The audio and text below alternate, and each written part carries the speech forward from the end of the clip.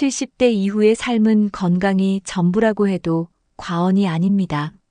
몸이 아프지 않고 활기차게 생활한다면 남은 인생이 훨씬 더 풍요로워질 수 있겠죠. 그러나 많은 분들이 이제 나이 들었으니 어쩔 수 없다며 건강 관리를 포기하기도 합니다. 사실 작은 습관과 노력만으로도 큰 변화를 만들 수 있다는 사실 알고 계셨나요? 오늘은 70대 이후에도 건강을 유지하고 활기차게 살아가는 실질적인 비결을 알려드리겠습니다. 1. 규칙적인 운동, 건강한 몸을 유지하는 핵심. 유산소 운동과 근력 운동의 적절한 조합. 운동은 나이가 들수록 더욱 중요한 역할을 합니다. 특히 유산소 운동은 심폐기능을 강화하고 심혈관 건강을 지키는데 큰 도움을 줍니다. 반면에 근력 운동은 근육량을 유지해 관절을 보호하고 일상 활동을 원활하게 합니다. 예를 들어 하루 20분 걷기와 가벼운 팔굽혀펴기나 스쿼트 같은 근력 운동을 병행해 보세요. 이 두 가지 운동을 균형 있게 실천하면 몸 전체의 활력을 유지할 수 있습니다. 하루 30분 스트레칭이 주는 놀라운 효과. 스트레칭은 근육과 관절의 유연성을 높여 부상을 예방하는 데 큰 역할을 합니다. 특히 아침에 가벼운 스트레칭으로 하루를 시작하면 몸이 더 가벼워지는 것을 느낄 수 있습니다. 또한 스트레칭은 혈액순환을 촉진해 심신의 피로를 풀어주는 효과도 있습니다. 허리와 어깨, 무릎 관절 같은 노년의 민감한 부위를 중심으로 가볍게 움직여주는 것만으로도 건강에 큰 도움이 됩니다. 나에게 맞는 운동을 꾸준히 하는 방법. 운동은 꾸준히 하는 것이 가장 중요하지만 무리하면 오히려 몸에 부담을 줄 수 있습니다. 자신의 체력과 건강 상태에 맞는 운동을 선택해 부담 없이 시작해 보세요.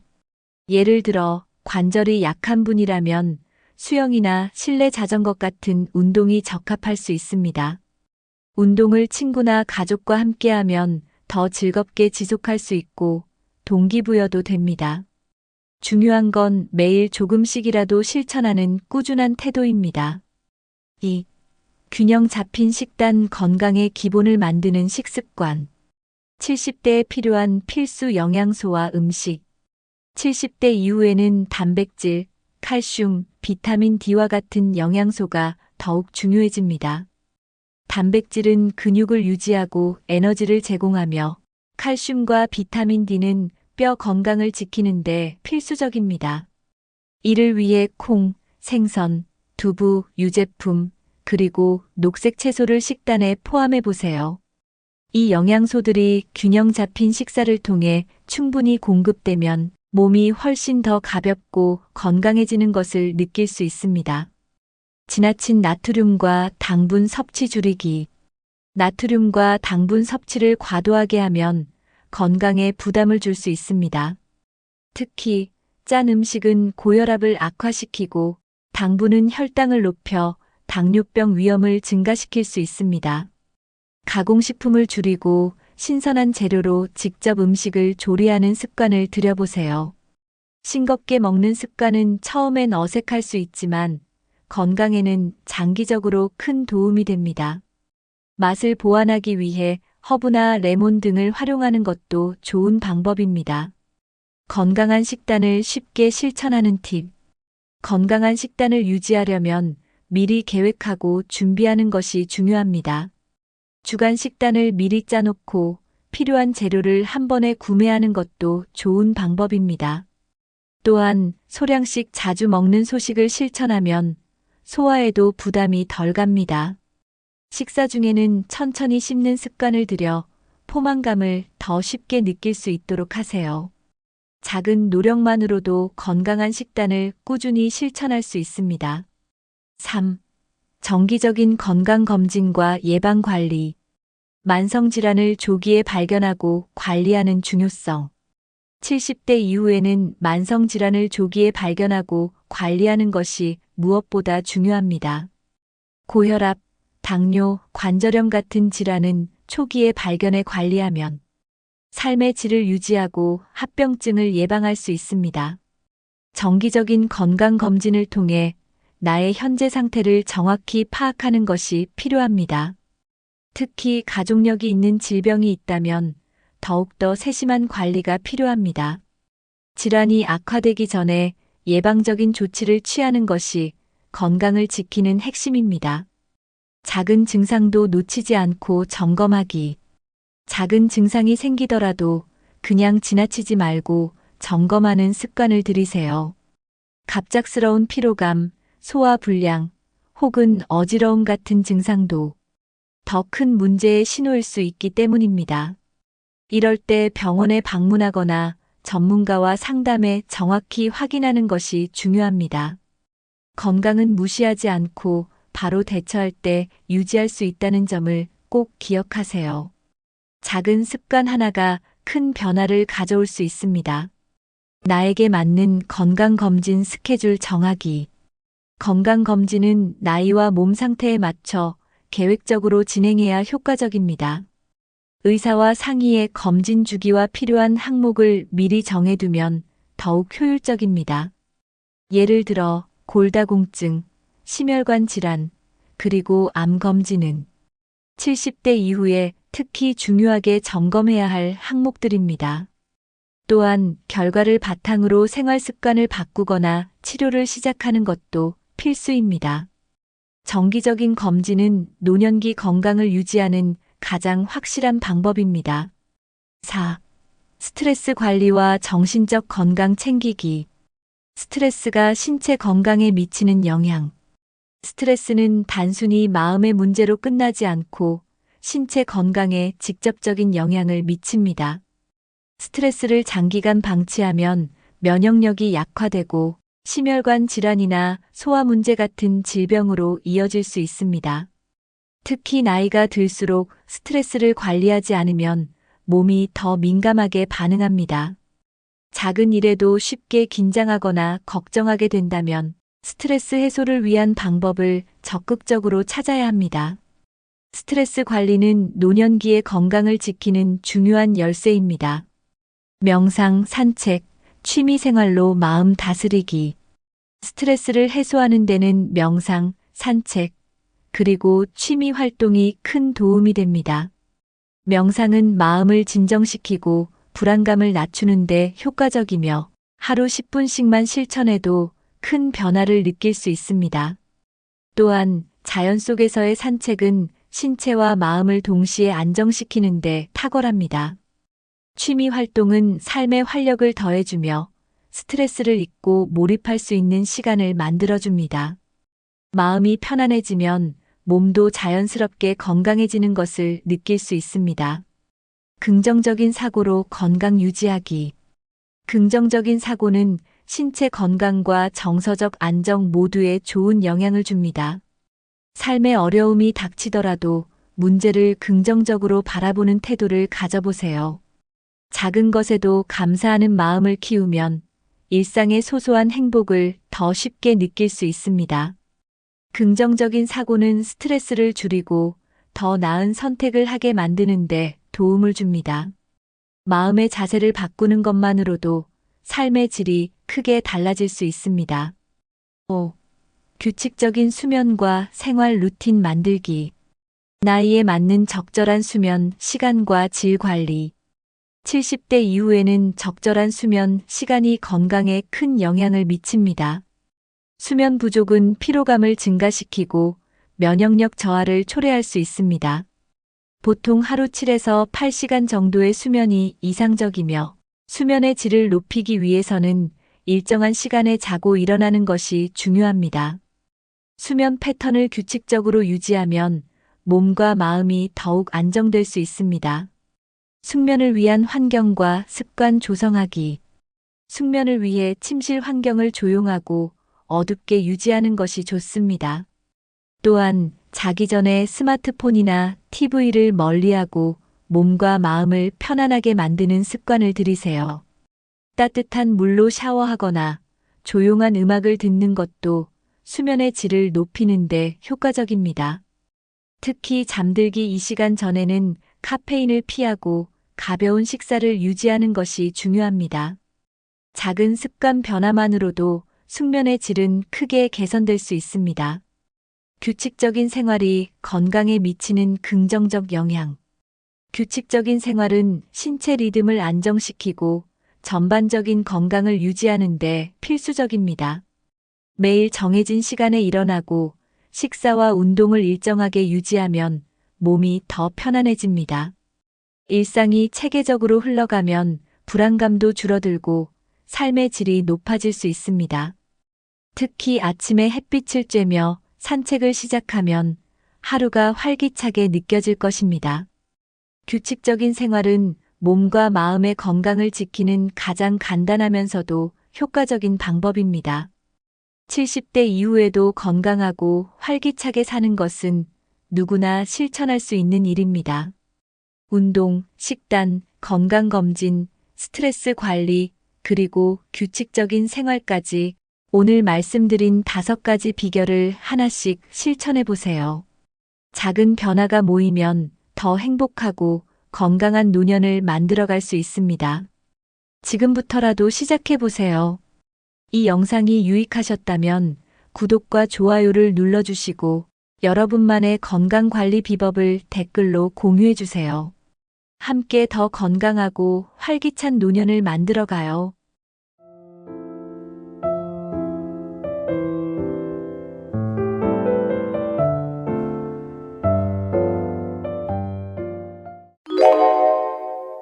술하고 담배, 어느 쪽이 더 나쁠까요? 이 질문 한 번쯤은 생각해 보신 적 있으시죠? 대부분은 둘 다 안 좋지 하면서도 사실 하나는 꼭 하고 계신 분들 많습니다. 어떤 분은 나는 담배는 안 피워도 술은 끊을 수 없어라고 하시고, 어떤 분은 술은 입에 안 대지만 담배는 못 끊겠어라고 하시죠. 그런데요, 나이가 들수록 이 2가지의 영향은 훨씬 더 강해집니다.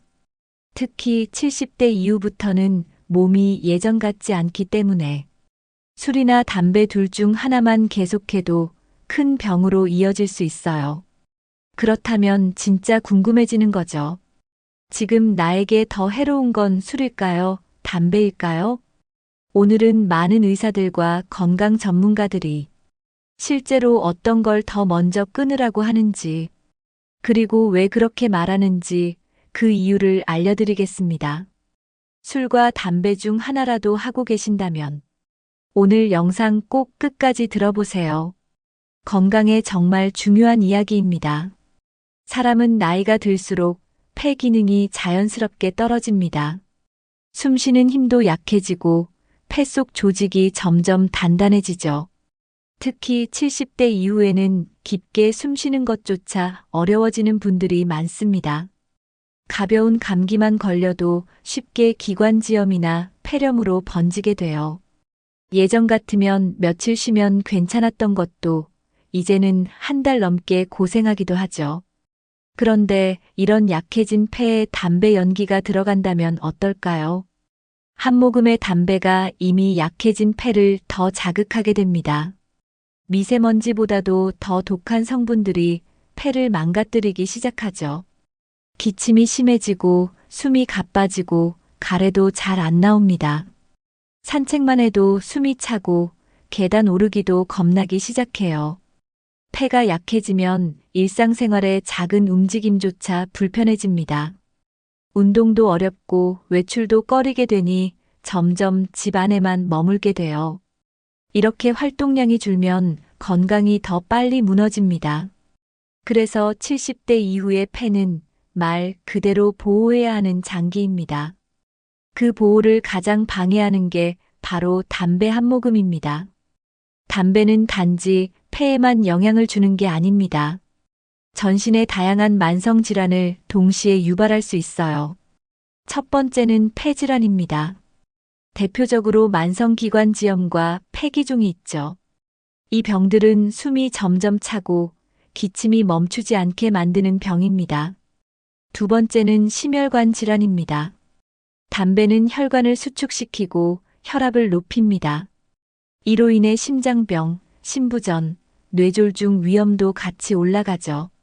세 번째는 당뇨병입니다. 흡연은 인슐린 저항성을 높이고 혈당을 불안정하게 만듭니다. 당뇨가 있는 분이 담배를 피우면 합병증 위험이 크게 증가합니다. 네 번째는 치매입니다. 뇌혈류가 떨어지고 뇌세포 손상이 가속화되기 때문이에요. 특히 70대 이후에는 치매의 위험이 급격히 높아지기 때문에 더 위험합니다. 이 네 가지 질환은 대부분 되돌릴 수 없는 병입니다. 치료보다 예방이 훨씬 중요한 병이기도 하죠. 그런데 담배는 이 모든 질환의 시작점이 될 수 있습니다. 즉, 담배 하나로 네 가지 병의 가능성이 동시에 열리는 겁니다. 그래서 의사들은 담배를 복합질환의 씨앗이라고 부릅니다. 많은 연구에서 흡연이 수명을 단축시킨다는 결과가 나와 있습니다.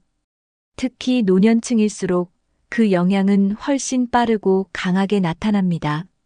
담배는 매일 피울수록 몸 안의 세포를 조금씩 죽입니다. 피부, 폐, 심장, 신경 온몸이 동시에 손상을 받습니다. 흡연자는 비흡연자보다 평균 수명이 10년 가까이 짧아진다는 연구도 있어요. 이미 질병이 있는 사람은 더 빠르게 건강이 악화되죠. 담배를 끊지 않으면 아무리 약을 먹어도 큰 효과를 보기 어렵습니다. 금연을 하면 수개월 내에 폐 기능이 눈에 띄게 좋아집니다. 혈압도 내려가고 숨도 편해지고 체력도 조금씩 돌아오기 시작해요. 담배를 끊는 것만으로도 심장병과 뇌졸중 위험이 뚜렷하게 줄어듭니다. 전문가들은 금연을 가장 확실한 건강 회복법이라고 말합니다. 지금 70대라도 금연하면 남은 인생의 질이 완전히 달라질 수 있어요. 늦었다고 생각할 때가 아니라 지금이 가장 빠른 시기입니다.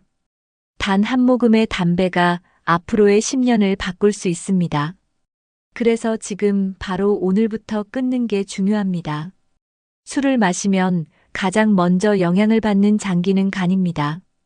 그런데 간은 침묵의 장기라고 불릴 만큼 아파도 아무 증상을 보이지 않고 버티는 장기예요. 그래서 상태가 많이 나빠질 때까지 대부분 눈치채지 못합니다. 술을 자주 마시다 보면 간세포가 조금씩 손상되기 시작합니다. 처음에는 피로만 조금 느끼다가 어느 순간 간 기능이 급격히 떨어지기도 해요. 간경변이나 간암으로 이어지는 경우도 많습니다. 특히 70대 이후에는 간의 회복력이 현저히 떨어지기 때문에 한번 손상되면 되돌리기 어려운 상태가 됩니다. 문제가 생겼을 때 병원에 가도 이미 늦은 경우가 많습니다. 복수가 차거나 황달이 생기거나 식욕이 사라질 수 있어요. 술을 계속 마시고 있는데 특별한 증상이 없다고 안심하면 안 됩니다. 오히려 조용히 손상이 진행 중일 가능성이 높습니다. 그래서 나이가 들수록 괜찮겠지라는 말은 가장 위험한 말이 됩니다. 간은 조용히 망가지고 한번 무너지면 다시는 돌아오지 않습니다. 술은 뇌에도 조용히 영향을 주기 시작합니다. 단순히 기분을 좋게 하는 게 아니라 뇌세포를 손상시켜요. 술을 자주 마시면 기억력 저하가 빨라지고 집중력이 떨어집니다. 장기적으로는 치매 위험이 크게 올라갑니다. 특히 나이가 많은 분일수록 뇌가 약해져 있어 더 취약해요. 술을 마시고 나서 자꾸 멍하게 있거나 말수가 줄어드는 경우 뇌 기능이 서서히 떨어지고 있다는 신호일 수 있습니다. 또한 술은 우울증과도 밀접한 관련이 있어요. 처음엔 기분이 좋아지지만 반복되면 감정 기복이 심해지고 자존감이 낮아지고 무기력해지면서 우울감이 깊어질 수 있습니다. 특히 혼술이 많아질수록 외로움과 우울은 더 커지게 됩니다. 술이 감정을 조절한다고 믿는 건 착각일 수 있어요. 오히려 감정을 무디게 하고 뇌를 지치게 만드는 원인이 됩니다. 기분 때문에 마시기 시작한 술이 결국 정신 건강을 무너뜨릴 수 있습니다. 나이 들수록 뇌 건강은 가장 중요한 자산이 됩니다. 나이가 들수록 균형 감각이 점점 약해집니다. 그런데 술을 마시면 몸의 중심을 잡는 기능이 더 떨어지게 돼요. 술을 마신 날 밤이나 다음 날 아침에 넘어지는 일이 많아집니다. 특히 70대 이상은 한 번 넘어지면 큰 부상으로 이어질 수 있어요. 고관절 골절, 머리 부상은 회복이 어렵고 장기 입원으로 이어지기도 합니다. 병원에 누워 있는 시간이 길어지면 전신 건강도 급격히 나빠지게 됩니다. 술은 반응 속도와 판단력을 늦추기 때문에 평소보다 훨씬 위험합니다. 밤에 화장실 가다가 넘어진다는 얘기 실제로 정말 많습니다. 만약 근육량도 줄어든 상태라면 더 큰 충격을 받을 수 있어요. 게다가 술을 마시면 평소보다 더 피로하고 무기력해집니다. 이런 상태에서 활동하다 보면 사고 확률이 훨씬 높아져요. 낙상으로 인해 외출을 꺼리게 되면 사회적 고립도 심해집니다.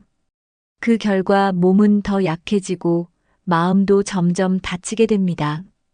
단순한 술 한 잔이 노년의 삶 전체를 무너뜨릴 수 있어요. 술은 넘어지는 것도 마음이 무너지는 것도 함께 불러올 수 있는 위험입니다.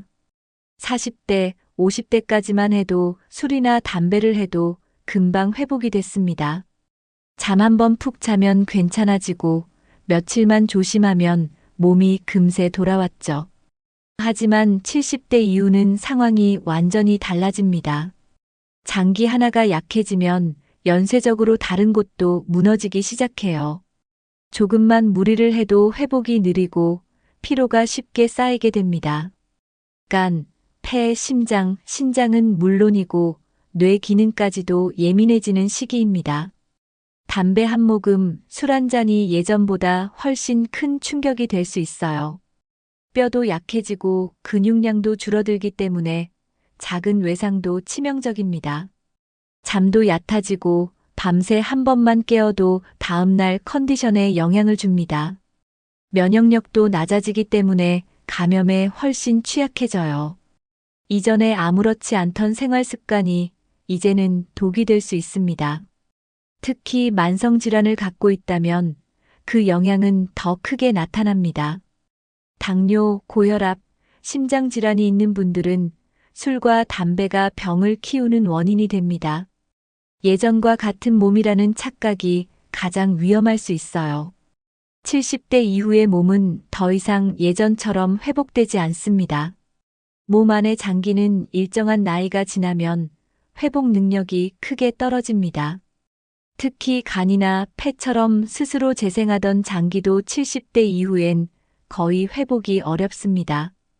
담배로 손상된 폐는 되돌릴 수 없고 술로 손상된 간도 마찬가지입니다. 한번 망가진 장기는 복구가 아닌 관리로 유지해야 합니다. 손상을 줄이기 위해선 지금부터라도 덜 자극하는 습관이 필요해요. 계속해서 자극을 주면 관리조차 힘들어집니다.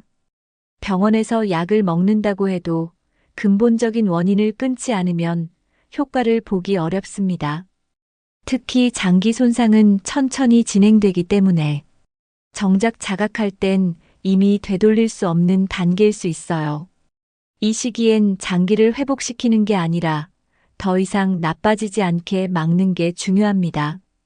예를 들어 폐가 안 좋아졌다면 금연이 가장 효과적인 치료입니다. 간 수치가 나빠졌다면 금주는 필수입니다. 장기를 쉬게 하는 것이 유일한 방법입니다. 지금 시작하지 않으면 결국 병원에 누워서 후회하게 될 수 있어요. 회복이 아닌 보존의 시대, 지금 그 첫걸음을 시작하셔야 합니다. 70대 이후는 치료보다 예방이 훨씬 더 중요한 시기입니다. 병을 고치는 게 아니라 병이 생기지 않게 막는 게 중심이 돼야 해요. 왜냐하면 병이 생기고 나면 그걸 고치기까지의 시간이 너무 오래 걸립니다. 그동안 활동은 줄고 삶의 질도 떨어지게 되죠. 특히 폐렴, 골절, 심장질환 같은 병들은 한 번 걸리면 다시 회복하기 어렵습니다. 그래서 지금이라도 하지 않는 습관을 만들어야 해요. 술, 담배처럼 확실히 해로운 건 지금부터라도 줄이는 게 예방입니다. 운동, 식습관, 수면처럼 기본적인 건강 관리가 훨씬 더 중요해집니다. 병원 치료보다 일상 습관이 건강을 좌우하는 시기예요. 단 한 번의 실수가 삶 전체를 흔들 수 있는 나이입니다. 술 한 잔, 담배 한 모금이 돌이킬 수 없는 결과를 만들 수도 있어요. 그렇다고 모든 걸 한꺼번에 바꾸기는 어렵습니다. 하지만 하루에 하나씩 한 가지라도 바꾸는 건 충분히 가능합니다. 예방은 거창한 게 아니라 오늘의 선택에서 시작됩니다. 건강한 80대, 90대를 원하신다면 지금부터 예방이 답입니다. 심장과 혈관은 우리 몸의 가장 중요한 생명선입니다. 그런데 술과 담배는 이 생명선을 동시에 공격합니다. 특히 70대 이후엔 혈관이 이미 많이 약해져 있는 상태예요. 담배는 혈관을 수축시키고 피의 흐름을 방해합니다. 이로 인해 혈압이 높아지고 심근경색 위험이 커집니다. 뇌졸중 역시 담배와 깊은 관련이 있는 질환입니다. 술은 혈압을 올리고 심장의 박동을 불규칙하게 만들 수 있어요. 처음엔 얼굴이 붉어지고 기분이 좋아지지만 그 안에서는 혈압이 오르고 있는 겁니다. 과음을 반복하면 고혈압이 고착화되고 심장 기능도 떨어지기 시작해요. 특히 고혈압과 당뇨를 함께 갖고 있는 분이라면 2배 이상 위험합니다. 심장에 부담을 주는 대표적인 습관이 바로 음주와 흡연입니다. 술과 담배는 단독으로도 위험하지만 함께할 경우 그 위험은 훨씬 커집니다. 의사들은 심근경색과 뇌졸중을 예방하려면 반드시 금연과 절주가 필요하다고 말합니다. 증상이 없다고 안심할 게 아니라 지금부터라도 줄이는 게 중요합니다. 심장은 조용히 무너지지만 한번 멈추면 다시 되돌릴 수 없습니다. 담배는 연기를 마시는 순간 혈관에 직접적인 영향을 줍니다. 니코틴은 혈관을 수축시키고 혈류를 방해하는 물질입니다. 그래서 흡연을 하면 손끝이 차갑고 혈압이 오르게 되는 거예요.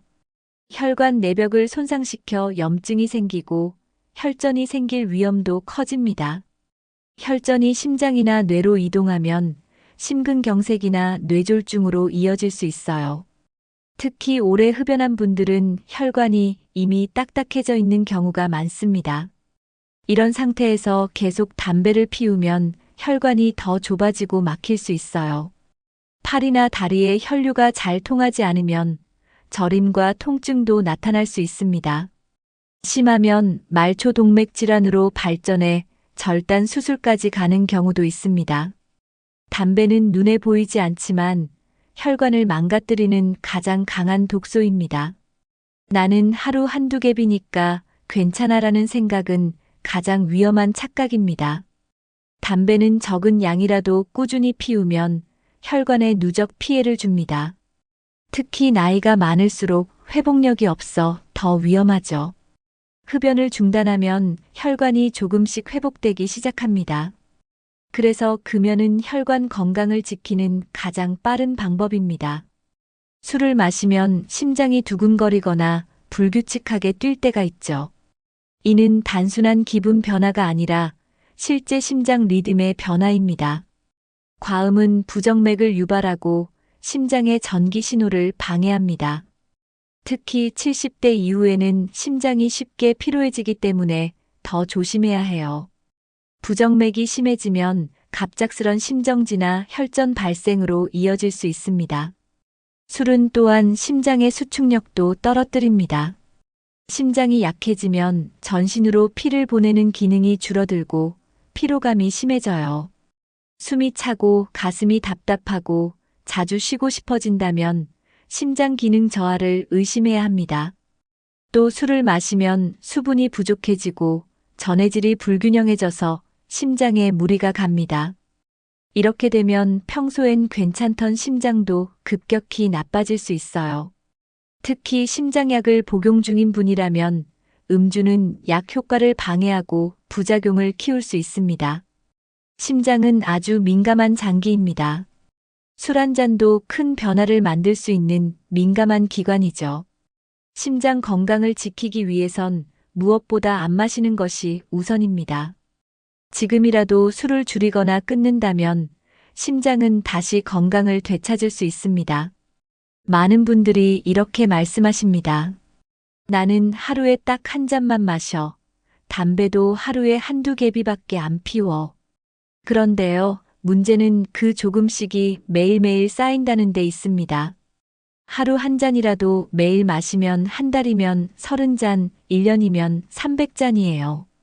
담배도 마찬가지죠. 하루 2개비라도 1년이면 700개비가 넘습니다. 이 정도 양이면 결코 적지 않은 자극입니다. 간과 폐는 그 자극을 매일 받아내야 하죠. 결국 손상이 계속 누적되면서 회복이 불가능해집니다. 특히 70대 이후에는 해독 기능이 현저히 떨어지기 때문에 예전보다 훨씬 적은 양에도 영향을 크게 받습니다. 나는 많이 안 하니까 괜찮다는 생각은 젊었을 때 이야기입니다. 지금은 적은 양도 몸에 큰 영향을 줄 수 있는 나이입니다. 적당히가 건강에 좋은 시기는 이미 지났다고 봐야 해요. 조금씩이라도 계속하는 게 아니라 지금이라도 줄이는 게 필요합니다. 나에게 맞는 기준이 아니라 내 몸에 맞는 기준으로 바꿔야 할 때입니다. 젊었을 땐 몸속 간과 신장이 술과 담배의 독소를 어느 정도 걸러냈습니다. 하지만 70대가 되면 그 능력은 눈에 띄게 줄어듭니다. 간은 손상된 세포를 재생하는 힘이 떨어지고 신장도 노폐물을 걸러내는 기능이 약해집니다. 그래서 예전보다 훨씬 더 작은 양에도 부작용이 심하게 나타날 수 있어요. 같은 술 한 잔도 예전보다 오래 취하고 회복도 느려지게 됩니다. 담배 연기도 폐 깊숙이 남아 몸에 오래 머무르게 되죠. 혈압, 혈당, 심장 박동도 영향을 받아 일상생활이 불편해집니다. 이 시기엔 어떤 자극도 한 번에 들어오고 천천히 빠져나가는 상태가 됩니다. 몸이 이미 쌓인 독소를 다 배출하지 못한 상태에서 새로운 자극이 들어오면 그건 바로 부담이 되는 거예요. 가끔 술 마시고 며칠 동안 기운이 없거나 가래가 안 멎는 것도 이 때문입니다. 회복이 안 되는 몸은 자극보다 휴식이 더 필요합니다. 이젠 얼마나 마시느냐보다 안 마시는 날이 많아야 건강해질 수 있어요. 지금부터라도 쉬게 해주는 것, 그게 진짜 건강관리입니다. 지금 다 끊으라는 말이야? 라고 물으실 수 있습니다. 사실 한 번에 술과 담배를 다 끊는 건 누구에게나 쉽지 않은 일입니다. 하지만 중요한 건 지금부터라도 줄이기 시작하는 것이에요. 일주일에 한 번 마시던 술을 2주일에 한 번으로, 하루 2개비 피우던 담배를 1개비로 줄이는 것부터입니다. 그렇게 시작하면 몸이 달라지는 걸 스스로 느끼게 됩니다. 숨이 덜 차고 아침이 덜 피곤하고 기분도 조금씩 맑아져요. 그 변화를 느끼면 자연스럽게 더 줄이게 됩니다. 주변 가족에게 미리 알리고 도움을 요청하는 것도 좋은 방법입니다. 누가 대신 끊어줄 수는 없지만 함께 줄여갈 수는 있어요. 실천 가능한 목표부터 정하는 게 제일 중요합니다. 이번 주엔 술 하루만 마시자. 이번 달엔 담배 반으로 줄이자. 그렇게 천천히 줄여가다 보면 어느 순간 완전히 끊게 될 수도 있습니다. 완벽하게 끊는 게 목표가 아니라 지금보다 더 나은 방향으로 가는 게 중요합니다. 줄이는 것도 분명한 변화고 그게 건강의 시작이 될 수 있습니다. 의사들이 금연을 가장 먼저 권하는 이유는 단순합니다. 담배는 피우는 즉시 우리 몸에 해를 주기 때문입니다. 특히 혈관이 바로 반응합니다. 바로 수축되고 혈류가 감소해요. 손끝, 발끝이 차갑거나 저린 증상도 여기에 해당됩니다. 심장은 더 세게 뛰어야 하고 혈압은 올라가게 됩니다. 그러면서 심장에 과부하가 걸리고 숨이 차기 시작하죠. 이렇게 즉각적인 영향이 나타나는 게 바로 담배의 무서움입니다. 술은 시간이 지나면서 영향을 주는 반면 담배는 지금 이 순간 몸에 직접 타격을 줍니다. 특히 70대 이후에는 혈관이 이미 약해져 있어 그 영향이 훨씬 큽니다. 혈액순환이 나빠지면 장기 전체 기능이 떨어질 수 있어요. 뇌혈류가 줄면 기억력도 떨어지고 치매 위험도 올라갑니다. 그래서 의사들은 금연을 가장 먼저 말합니다. 술보다 먼저 끊어야 하는 이유는 바로 즉각성 때문입니다. 담배는 지금 당장부터 몸을 공격하기 시작하니까요. 술과 담배를 동시에 끊을 수 없다면 의사들은 담배부터 끊으라고 말합니다. 왜냐하면 금연했을 때 몸이 좋아지는 속도가 훨씬 빠르기 때문이에요. 금연 후 단 이틀만 지나도 폐 기능이 조금씩 좋아지기 시작합니다. 일주일만 지나면 숨이 덜 차고 가래도 줄어드는 걸 느낄 수 있어요. 한 달이 지나면 피부도 맑아지고 입냄새도 사라지게 됩니다. 세 달이 지나면 폐가 스스로 회복하는 힘을 다시 가지기 시작하죠. 혈압도 안정되고 수면의 질도 높아지는 효과가 있습니다. 술은 효과가 천천히 나타나고 사람에 따라 다를 수 있지만 담배는 끊는 순간부터 몸이 회복 모드로 바뀝니다. 의사들은 바로 이 회복 속도 때문에 금연을 더 먼저 권합니다. 특히 심장병, 고혈압, 당뇨가 있는 분들은 담배를 끊는 것만으로도 병의 진행 속도가 확연히 느려진다고 말합니다. 금연은 돈도 안 들고 효과도 빠르고 누구나 시도할 수 있습니다. 오늘부터라도 줄이기만 해도 몸은 그 신호를 받아들이기 시작해요. 빠르게 변화시키고 싶다면 담배부터 멈추는 것이 가장 좋은 선택입니다. 실제로 많은 분들이 금연 후 건강이 확 좋아졌다고 말합니다. 몇 년 동안 고생하던 기침이 사라졌다는 분도 있고 병원 갈 일이 줄어들었다는 분들도 많아요. 한 분은 금연 3개월 만에 고혈압 약을 줄이게 됐다고 하셨고 다른 분은 숨이 편해져서 다시 운동을 시작하셨다고 해요.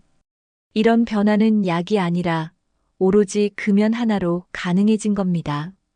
담배를 끊으면 혈액순환이 좋아지고 면역력도 회복됩니다. 감기 덜 걸리고 몸이 더 가벼워졌다는 분들도 많습니다. 정신적으로도 안정감이 생기고 짜증이 줄었다는 후기도 있어요. 금연은 단지 폐만 지키는 게 아니라 전신 건강에 영향을 줍니다. 담배를 끊는 것만으로도 몸이 다시 살기 시작했다는 걸 느끼게 됩니다. 가족들도 함께 응원해주고 주변에서 칭찬도 받다 보면 그 자체가 또 하나의 건강한 동기부여가 됩니다. 그리고 가장 중요한 건 늦지 않았다는 것입니다. 지금이 바로 금연의 가장 빠른 시기입니다. 오늘 영상에서 살펴본 술과 담배 이야기 어떠셨나요?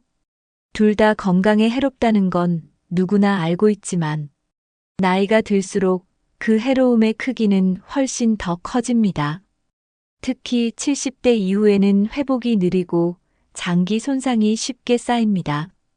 의사들이 담배부터 끊으세요라고 말하는 이유도 바로 여기에 있습니다. 담배는 피우는 순간부터 몸 전체에 나쁜 영향을 줍니다. 술도 마찬가지예요. 장기적으로 간과 뇌, 심장에 영향을 미칩니다. 하지만 지금부터라도 하나씩 바꾸면 몸은 반드시 반응합니다. 줄이는 것만으로도 숨이 편해지고 피로가 줄고 삶이 달라질 수 있어요. 중요한 건 완벽하게 끊겠다보다 오늘부터 실천하겠다는 마음입니다. 오늘 들으신 내용 중 가장 마음에 남는 부분이 있으셨나요? 또는 술이나 담배를 끊어보신 경험이 있다면 댓글로 나눠주세요. 그 경험이 누군가에게는 큰 용기가 될 수 있습니다. 이 영상이 도움이 되셨다면 좋아요와 구독, 그리고 가족에게 공유도 부탁드립니다.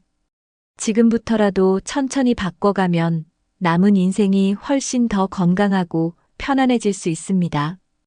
여러분의 건강한 일상을 항상 응원하겠습니다. 감사합니다.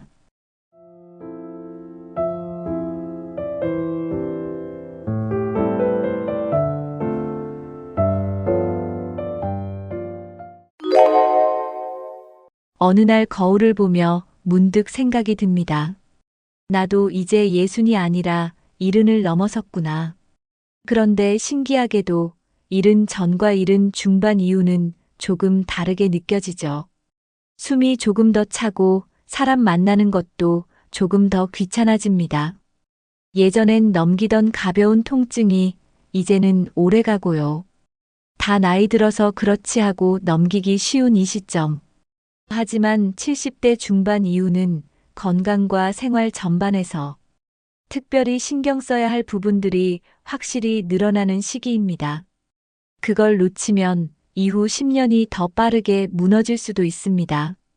그래서 오늘은 75세 전후부터 꼭 체크해야 할 6가지 핵심 포인트를 알려드릴게요. 병원 가기 전, 약을 먹기 전. 일상 속에서 내가 나를 더 잘 돌보는 방법입니다. 몸과 마음, 생활까지 꼼꼼하게 챙길 수 있는 이야기. 오늘 영상 끝까지 들어보시면, 아, 이걸 지금부터는 꼭 챙겨야겠구나 하고 느끼실 겁니다.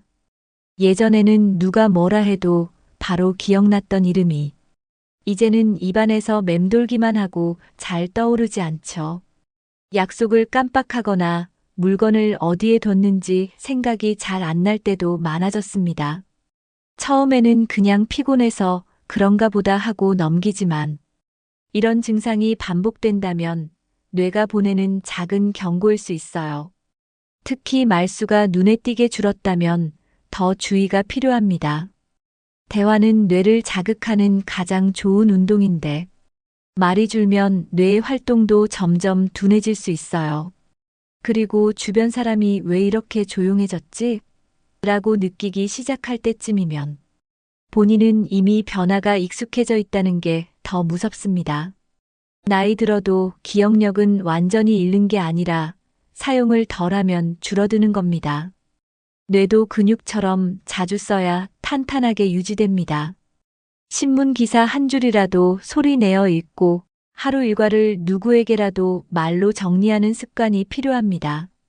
그 작은 습관 하나가 기억력을 지켜주는 큰 힘이 됩니다. 기억이 조금씩 흐릿해지는 건 자연스러운 노화일 수 있습니다. 하지만 문제는 그것이 어느 순간 병으로 넘어갈 수 있다는 점이에요. 경도인지장애는 말 그대로 가벼운 인지기능 저하 상태입니다. 아직은 일상생활을 할 수 있지만 치매로 발전할 가능성이 높죠. 주변 사람들이 예전 같지 않다고 느끼는 순간이 중요합니다. 예를 들어 같은 말을 반복하거나 했던 이야기를 잊고 또 물어보는 경우가 잦아졌다면 신호일 수 있어요. 또 시간이나 장소 개념이 헷갈리기 시작한다면 더 주의해야 합니다. 경도인지장애는 조기에 발견하면 진행을 막을 수 있습니다. 병원에서는 간단한 검사만으로도 확인이 가능해요. 이 시기를 놓치면 치매가 빠르게 진행될 수도 있습니다.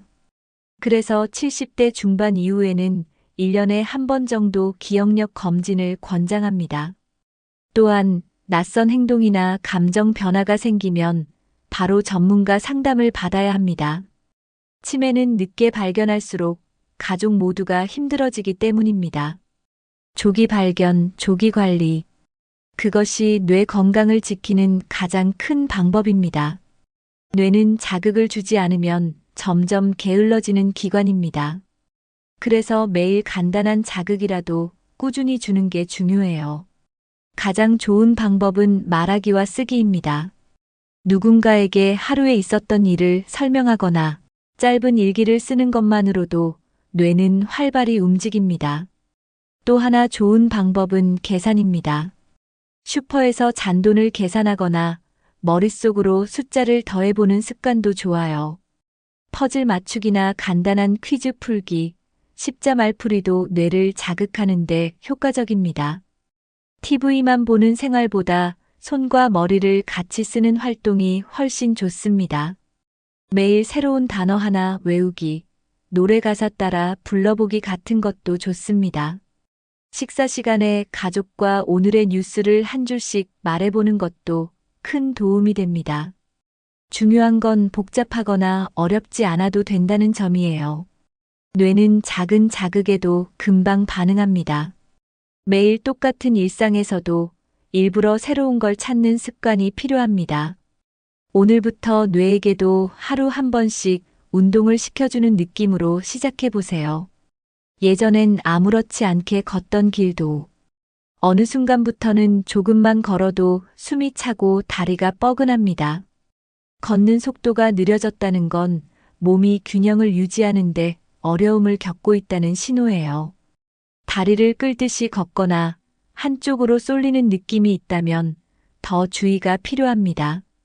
무릎이 약해졌거나 허리 중심이 흔들리고 있다는 뜻일 수 있어요. 특히 일상 속에서 의자에서 일어날 때 예전보다 더 힘이 들어간다 느껴지면 근육이 줄고 있는 겁니다. 근육이 줄면 체중을 지탱하는 힘도 약해지고 작은 충격에도 쉽게 넘어질 수 있습니다. 걸음걸이에서 나타나는 변화는 단순한 노화가 아닐 수도 있어요. 실제로 낙상 사고는 보통 처음 느꼈던 불편함을 그냥 넘기면서 시작됩니다. 걸음이 예전 같지 않다면 하루에 10분만이라도 집 안에서 바르게 걷는 연습을 해보는 것도 도움이 됩니다. 걸음 속도와 자세 변화는 우리 몸이 보내는 가장 직접적인 신호예요. 그 신호를 놓치지 않는 것이 낙상을 예방하는 첫걸음입니다. 의외로 많은 낙상 사고는 집 안에서 일어납니다. 욕실에서 미끄러지거나 침대에서 내려오다 넘어진 사례가 많아요. 왜냐하면 집 안은 익숙하기 때문에 방심하기 쉬운 공간이기 때문입니다. 발에 걸리는 문턱, 미끄러운 바닥, 정리가 안 된 전선 하나가 큰 사고로 이어질 수 있어요. 특히 밤에 화장실 가다가 넘어지는 일이 굉장히 많습니다. 어두운 조명, 급한 움직임, 졸린 상태가 겹치기 때문이에요. 또 실내에서 슬리퍼를 신는 경우 뒤축이 없는 신발은 더 위험합니다. 주방에서도 물이 튀어 바닥이 미끄러워지는 경우가 많고 작은 의자에 올라가 물건을 꺼내려다 넘어지는 사고도 자주 발생합니다. 집은 안전한 공간이지만 그만큼 철저하게 관리해야 더 안전해집니다. 매트는 미끄럼 방지 기능이 있는 것으로 바꾸고 손잡이 하나만 설치해도 사고를 줄일 수 있어요. 익숙하다고 생각하는 공간일수록 더 꼼꼼히 점검하는 습관이 필요합니다. 집안이 안전해야 몸도 마음도 편해집니다. 낙상은 단순한 넘어짐이 아니라 삶 전체를 흔들 수 있는 사고입니다. 한 번 넘어져서 고관절이 부러지면 회복하는데 몇 달이 걸릴 수도 있어요. 그러다 보면 외출을 꺼리게 되고 활동량도 줄어들게 됩니다. 이렇게 몸이 약해지고 외로움도 커지면서 건강이 전반적으로 무너집니다. 그래서 낙상을 미리 막는 게 정말 중요합니다. 매일 스트레칭과 다리 힘을 기르는 간단한 운동부터 시작해 보세요. 계단을 오르내릴 때는 꼭 손잡이를 잡고 천천히 움직이세요. 물건을 들고 이동할 때는 무조건 시야를 가리지 않도록 해야 합니다. 실내 조명은 항상 밝게 유지하고 특히 밤엔 센서 등을 설치하면 좋아요. 화장실 바닥은 늘 마른 상태를 유지하고 손잡이를 설치해 두는 게 안전합니다. 실내에서는 바닥이 미끄럽지 않은 신발을 신는 게 좋고 가능하면 침대보다는 앉았다 일어서기 쉬운 높이의 의자에서 생활하는 게 좋습니다. 또한 낙상을 경험한 적이 있다면 바로 재활 운동을 시작하는 것이 중요합니다. 주변 가족도 함께 낙상 예방에 관심을 가져주는 것이 필요해요. 생활 속 작은 습관이 낙상을 막고 건강한 일상을 지켜주는 힘이 됩니다. 계단을 오를 때 예전보다 숨이 더 차고 가슴이 조이는 느낌이 자주 든다면 꼭 확인이 필요합니다. 이런 증상은 단순한 노화가 아니라 심장 기능 저하의 신호일 수 있어요. 심장은 나이가 들수록 펌프 기능이 약해지기 때문에 혈액을 온몸에 고르게 보내지 못하면 피로감도 심해집니다. 특히 70대 중반 이후에는 심장 근육이 많이 약해져 있는 상태예요. 그래서 작은 움직임에도 숨이 차거나 가슴에 압박감이 생길 수 있습니다. 가슴이 두근거리거나 불규칙하게 뛴다면 심방세동일 가능성도 있어요. 이런 증상은 한 번이라도 나타났다면 병원에서 꼭 확인을 받아야 합니다. 대부분은 초기에 약물 치료로 충분히 관리가 가능하기 때문에 무시하지 말고 바로 진료를 받는 것이 중요합니다. 심장은 한 번 크게 무너지면 회복이 오래 걸립니다. 그래서 사소한 증상일수록 더 빨리 대처해야 해요. 조금 쉬면 괜찮아지겠지라는 생각은 가장 위험한 판단이 될 수 있습니다. 숨이 찬다, 가슴이 답답하다, 이런 느낌이 반복된다면 반드시 확인해 보셔야 합니다. 고혈압은 별다른 증상이 없어 조용한 살인자라고 불립니다. 혈압이 높아져도 대부분은 모르고 지나치는 경우가 많아요. 하지만 고혈압은 심장, 뇌, 신장까지도 손상시킬 수 있는 무서운 질환입니다. 특히 고혈압이 심방세동과 함께 나타나면 위험은 훨씬 커집니다. 심방세동은 심장이 불규칙하게 뛰는 상태로 혈액순환이 원활하지 않게 돼요. 이 상태가 오래 지속되면 혈전이 생길 수 있고 그것이 뇌졸중으로 이어질 수 있습니다. 그래서 70대 중반 이후에는 정기적인 혈압 측정과 심전도 검사가 꼭 필요해요. 특히 어지러움, 가슴 두근거림, 피곤함이 잦아졌다면 의심해 봐야 합니다. 병원에서는 간단한 검사로도 확인이 가능하니 평소 혈압이 조금이라도 높다면 꼭 체크해 보셔야 합니다. 약을 먹고 있더라도 혈압이 계속 오르내린다면 복용 방법을 다시 조정할 수도 있어요. 고혈압은 조기 관리만 잘하면 충분히 예방이 가능한 병입니다. 운동, 식단, 스트레스 조절도 함께 관리해야 하는 부분이에요. 병원에서 정기적으로 체크하는 습관이 장기적인 건강을 지켜줍니다. 지금 괜찮으니까 보다 미리 점검하자는 마음이 훨씬 안전합니다. 심장 질환은 대부분 갑자기 나타나는 것이 아니라 천천히 조용히 진행되는 경우가 많습니다. 그래서 정기적인 검진 없이는 발견하기 어려운 경우가 많아요. 특히 고지혈증이나 당뇨가 있는 분들은 더 위험합니다. 심장 초음파나 심전도 검사는 간단하지만 정확한 정보를 줍니다. 가슴 통증이 없다고 안심해서는 안 됩니다. 실제로 많은 분들이 아무 증상 없이 심장 이상을 지닌 채 살아가고 있어요. 조기에 발견하면 약물이나 생활습관 교정으로 충분히 관리할 수 있습니다. 반면 늦게 발견하면 스텐트 시술이나 수술까지 필요한 상황이 될 수 있어요. 특히 70대 중반 이후에는 심장 기능이 눈에 띄게 떨어지기 때문에 1년에 한 번은 꼭 심장 건강 상태를 점검해 보는 게 좋습니다. 병원에서 알려주는 수치만 보지 말고 실제 내 몸의 반응에도 귀 기울이세요.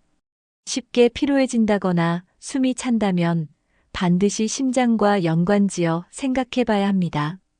건강한 심장이 100세 건강의 가장 중요한 토대입니다. 지금 검사하는 습관이 내일의 건강을 지켜주는 가장 좋은 방법입니다.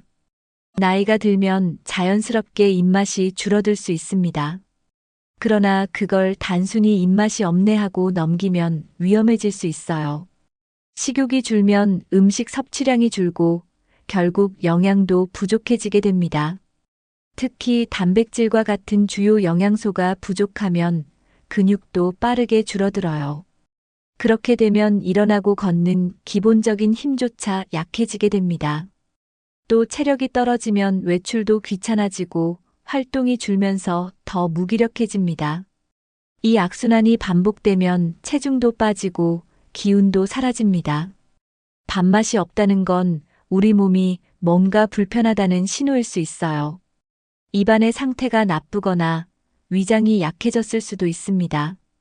치아 문제나 잇몸 질환도 식욕 저하의 큰 원인 중 하나입니다. 위산이 부족해 소화가 잘 안 되는 경우도 많고요. 그래서 식욕이 떨어졌다면 병원에서 기본적인 검사를 받아보는 것이 좋습니다. 원인을 알면 대처도 쉬워지고 식사를 도와줄 방법도 찾을 수 있어요. 무엇보다 식사를 쉬지 않는 것이 가장 중요합니다. 소식은 괜찮지만 안 먹는 것은 절대 건강에 도움이 되지 않습니다. 노년기엔 체중보다 근육이 더 중요합니다.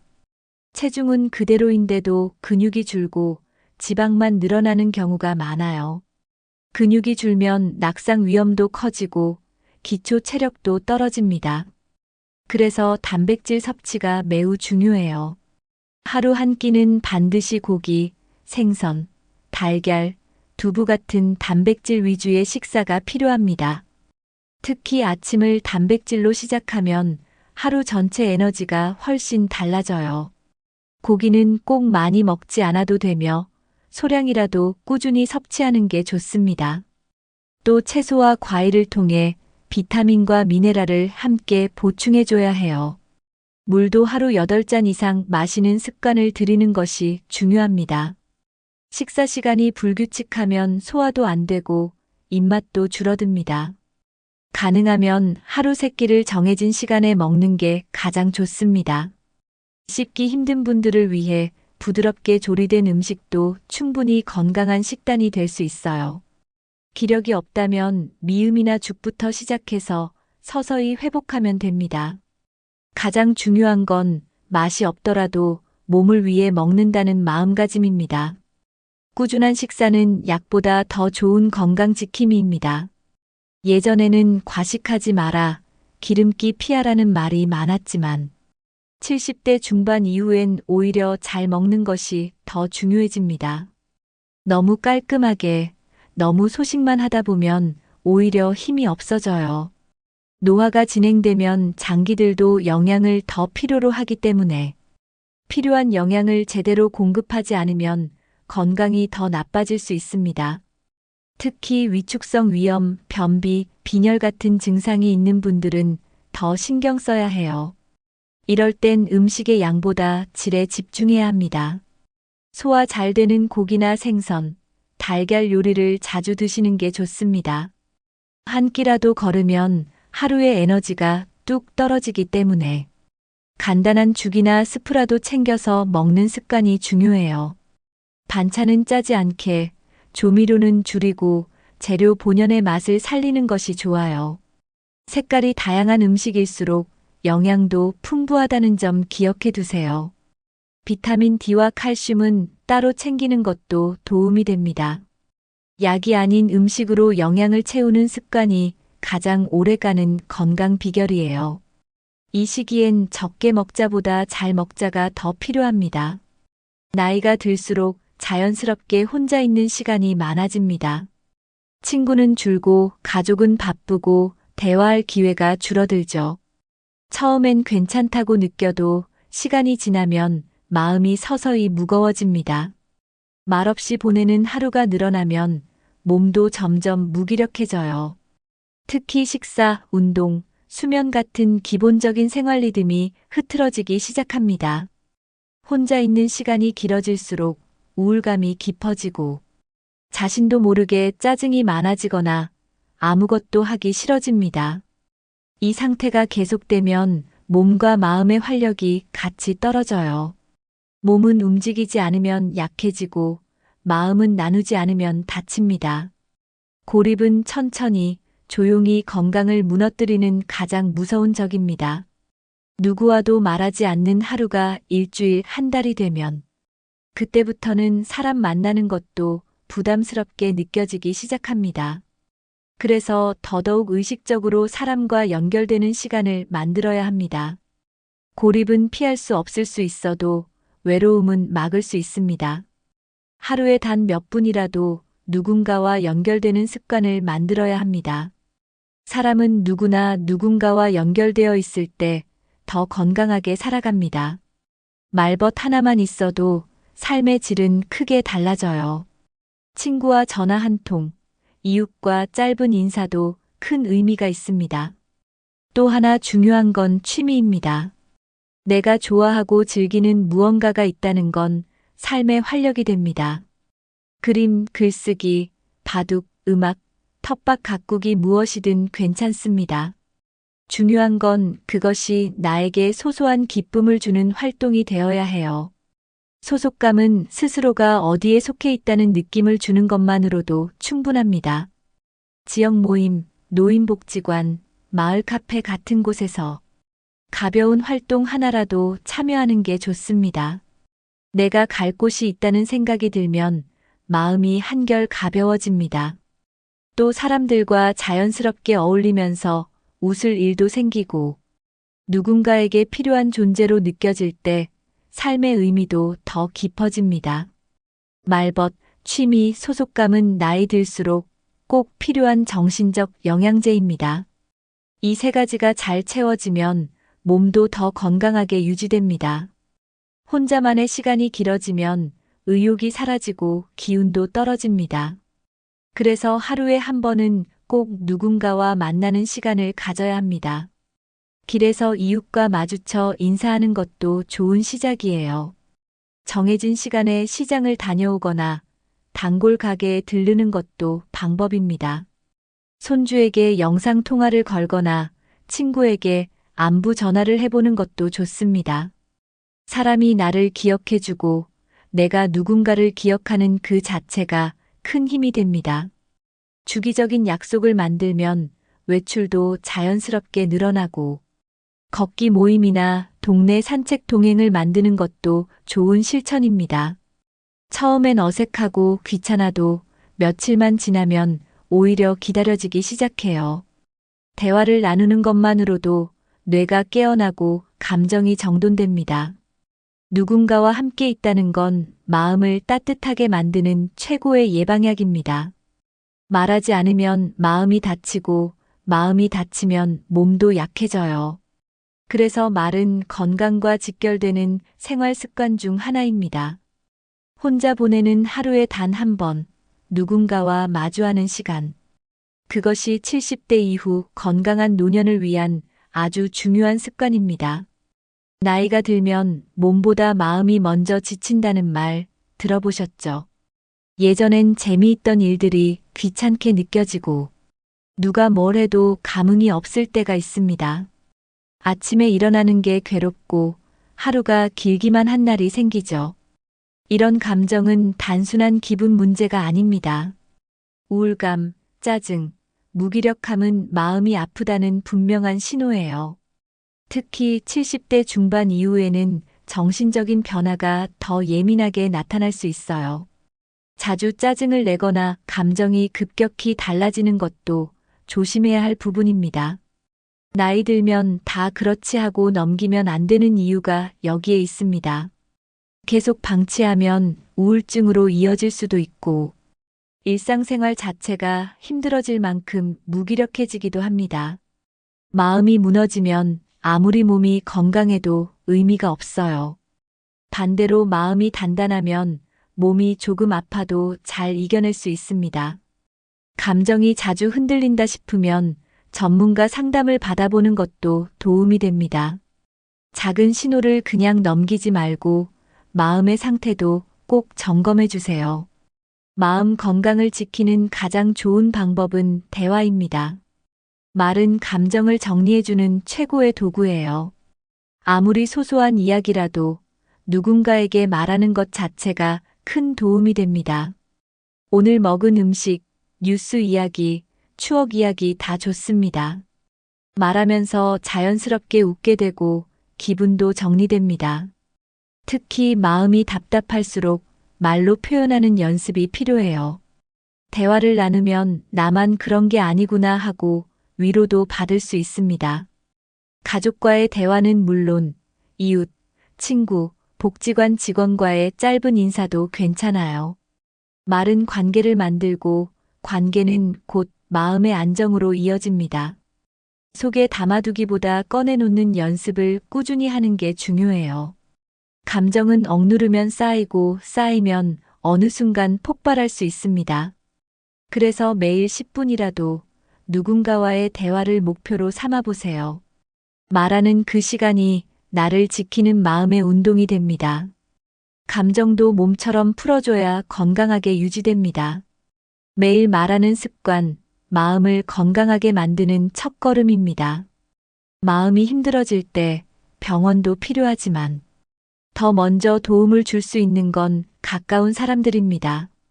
함께 사는 가족, 자주 보는 이웃, 전화 한 통 해주는 친구. 이들이 해주는 말 한마디가 큰 위로가 될 수 있어요. 요즘 어때요? 잘 지내시죠? 라는 짧은 말이 누군가에게는 하루의 희망이 되기도 합니다. 정신 건강은 겉으로 드러나지 않기 때문에 더 섬세한 관심이 필요해요. 몸이 아프면 병원을 가지만 마음은 스스로 표현하지 않으면 모르기 쉽습니다.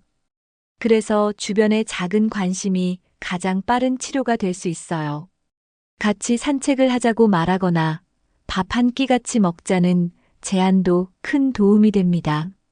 말수 줄어든 가족에게 자꾸 말을 걸고 눈을 마주치는 것도 필요합니다. 병원은 도움의 도구일 뿐 진짜 회복은 관계에서 시작됩니다. 마음은 함께 있어야 치유되고 함께 할수록 단단해집니다. 주변이 따뜻하면 마음도 따뜻해지고 건강도 자연스럽게 좋아집니다. 정신 건강은 함께 살아가는 사람들의 작은 배려로 지켜질 수 있습니다. 오늘 영상에서 말씀드린 70대 중반 이후 신경 써야 할 6가지. 하나하나 다 우리의 삶과 건강에 직접적으로 연결되는 내용이었습니다. 기억력, 근육, 심장, 식사, 관계, 마음. 이 6가지는 모두 따로 있는 게 아니라 서로 연결되어 있습니다. 기억력이 떨어지면 말이 줄고, 말이 줄면 마음이 다치고, 마음이 무너지면 몸도 함께 지치게 돼요. 그래서 지금부터라도 작은 신호를 놓치지 않고 몸과 마음을 매일 한 번씩 점검하는 습관이 필요합니다. 오늘 영상에서 가장 공감되었던 부분은 어떤 것이었나요? 혹시 이미 실천하고 계신 건강 습관이 있다면 댓글로 함께 나눠주세요. 여러분의 이야기가 누군가에게 큰 도움이 될 수 있습니다. 영상이 마음에 드셨다면 좋아요와 구독, 그리고 부모님이나 친구, 이웃에게 공유해 주시면 큰 힘이 됩니다. 나이 들어도 늦지 않았습니다. 지금부터 하나씩 실천하면 더 건강하고 더 따뜻한 노년이 기다리고 있습니다. 여러분의 건강한 하루하루를 언제나 응원하겠습니다. 고맙습니다. 그리고 늘 건강하세요.